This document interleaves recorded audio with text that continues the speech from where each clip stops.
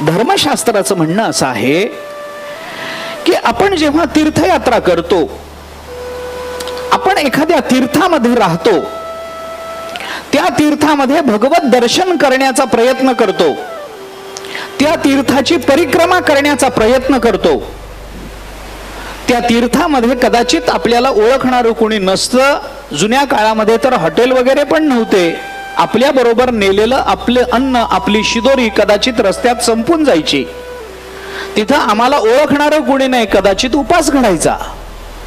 नुसत्या तीर्थातून वाहणाऱ्या नदीच्या पाण्यावर राहावं लागायचं.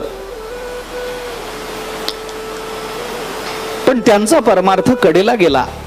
का गेला? कारण धर्मशास्त्राचं हे म्हणणं आहे की आपण जेव्हा तीर्थात जातो, तीर्थात वास्तव्य करतो, ते वास्तव्य केल्यानंतर तिथल्या भगवत दर्शनाचा प्रयत्न करतो, 2-4 वेळेला अपयश पदरात पडतं, तिथली परिक्रमा करताना पाय भाजतात, तिथल्या परिक्रमेमध्ये कदाचित काटे पायामध्ये रुततात, कदाचित आणखीन काही त्रास होतो, कदाचित ठेच लागते, कदाचित योग्य व्यवस्था होत नाहीत, कदाचित सगळंच समाधानकारक मिळत नाही, कदाचित रस्त्यामध्ये दरोडेखोर अडवतात, वाटमार करणारे लोक आपल्या जवळचं सगळं काढून घेतात,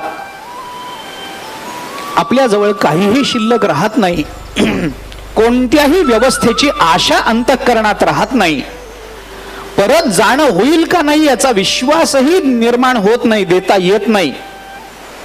अशी परिस्थिती जेव्हा निर्माण होते तेव्हा धर्मशास्त्र म्हणतं याचे 2 परिणाम माणसाच्या चित्तावर होतात. त्याच्यातला एक परिणाम धर्मशास्त्राच्या दृष्टीने असा आहे की तीर्थयात्रेमध्ये आपल्याला जेवढी प्रतिकूलता निर्माण होईल, जेवढा त्रास होईल, तेवढा त्रास त्या तीर्थयात्रेमध्ये होणं, याचा अर्थ आपल्या जीवनातलं बरंचसं प्रारब्ध त्याच्याने कमी होऊन जात असतं. प्रारब्धाची निवृत्ती करण्याकरता तीर्थक्षेत्रामध्ये त्रास होतोच होतो.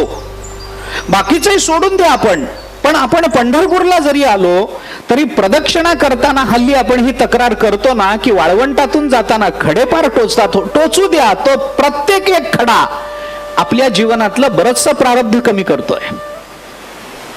माणसं म्हणतात प्रदक्षिणा करताना फारच त्रास होतो, पायात काचा घुसतात. ती काच घुसणं म्हणजे काय? आपण कुठल्या तरी केलेल्या पापाची निवृत्ती त्या माध्यमातून होते आहे.